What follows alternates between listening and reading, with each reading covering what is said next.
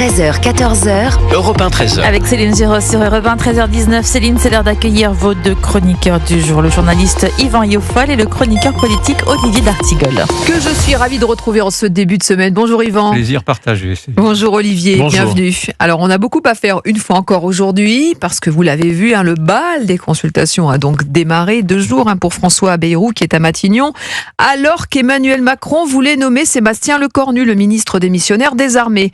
Mais face aux menaces du président du MoDem, le président de la République a capitulé. Écoutez Jean-Pierre Raffarin, ancien Premier ministre de Jacques Chirac, sur Radio Classique ce matin. Je connaissais sa détermination depuis une bonne trentaine d'années. Je l'ai vu très, très actif et notamment ambitieux quant à la volonté d'être à l'exécutif en action. Mais j'ai trouvé en effet le rapport de force avec le président un peu bizarre pour la Ve République. Mais enfin, quand on veut quelque chose, il faut y mettre les moyens. Il faut y mettre les moyens, le bras de fer avec le président. Est-ce que ça peut changer la donne justement pour ce gouvernement et cette façon de gouverner de François Bayrou? En tout cas, c'est le premier ministre d'Emmanuel Macron depuis 2017 à avoir établi dès le début ce rapport de force. Mais il faut bien se dire que les premiers ministres précédents, Emmanuel Macron ne leur devait rien. Tandis qu'il faut bien se rappeler que quand en février 2017, François Bayrou apporte son soutien à Emmanuel Macron et se retire de la course à la présidentielle, il fait à peu près 6-7% dans les sondages.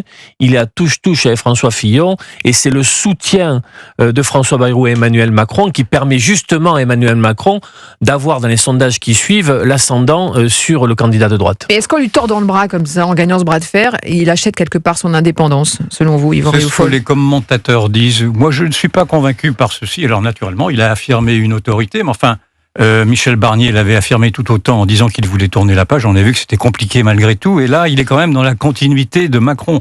Bayrou, c'est la continuité du macronisme. Bayrou, c'est le macronisme, avec toutes ses contradictions. C'est-à-dire que Bayrou se présente comme étant aujourd'hui conciliateur, mais Bayrou a été notamment celui qui a participé le 10 décembre à ce conciliabule de la honte à l'Élysée, qui a rassemblé tous les partis politiques, hormis le Rassemblement national et la France insoumise. Aujourd'hui, il parle de réconciliation. Oui, c'est le mot qu'il emploie. Il parle de réconciliation, mais il ne fait pas ce qu'il dit, puisque normalement, un réconciliateur aurait refusé de jouer ce jeu-là, de jouer ce jeu du front anti-républicain. Il a exclu toute une partie d'un électorat qu'il veut maintenant à nouveau cajoler. Je pense que c'est trop tard, et je pense qu'il est pris, en tout cas, dans la contradiction intrinsèque du président de la République et de sa propre contradiction, parce qu'il y a des doubles langages également chez Bayrou que l'on va voir survenir très vite. C'est-à-dire qu'à nouveau, il essaie de concilier des inconciliables en voulant éviter des ruptures et en même temps en accédant à la marginalisation de ceux qui ne veulent pas voir apparaître sur la scène. Donc, je ne sais pas comment il va se débrouiller. D'accord, pas d'accord, Olivier d'Artigol?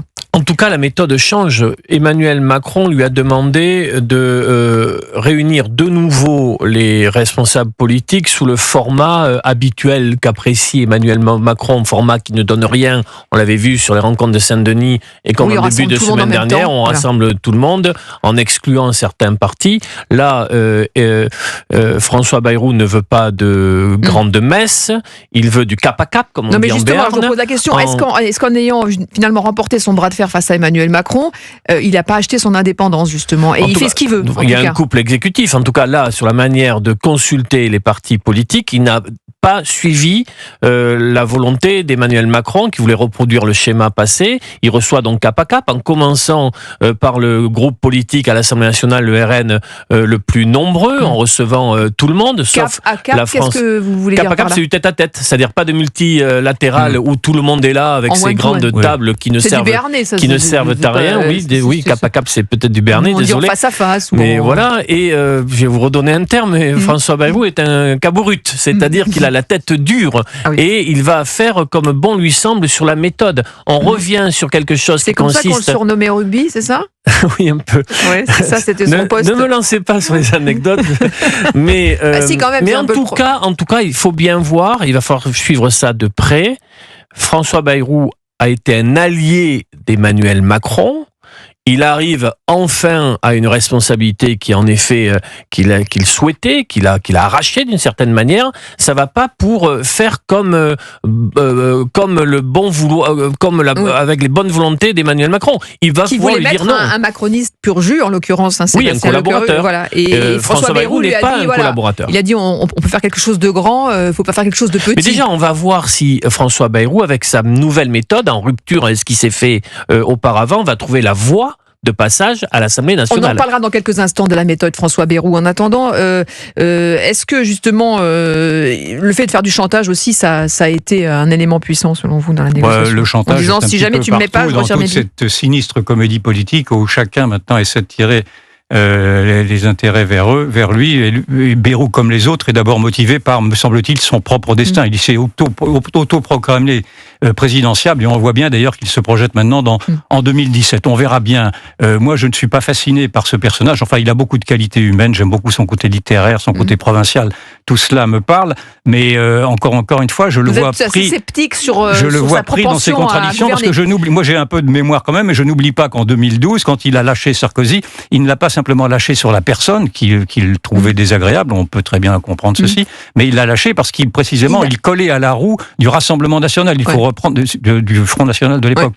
Et donc il Est-ce reprochait. que l'équation n'a pas changé depuis? Il reprochait. Ben non, mais écoutez, si on est habité par des convictions. C'était Jean-Marie Le Pen, c'était pas Marine Le Pen. Oui, absolument, c'est vrai. Mais les obsessions qu'il reprochait à Sarkozy étaient les mêmes que celles de maintenant de Retailleau. C'est-à-dire qu'il reprochait à Sarkozy d'être obsédé par l'immigration et par les frontières. Or, Retailleau est obsédé également, et à juste titre, et moi aussi, par l'immigration et par les frontières. Donc je ne vois pas très bien comment cet homme-là, qui a voulu rompre avec une famille politique, va maintenant participer, dans le fond, à une politique qu'il rejette au profond de lui-même. On va en parler avec pour donner sa chance au produit. On va voir ce que ça donne. Tout ça, pour résumer, il y a beaucoup d'insincérité chez cet homme-là, malgré tout.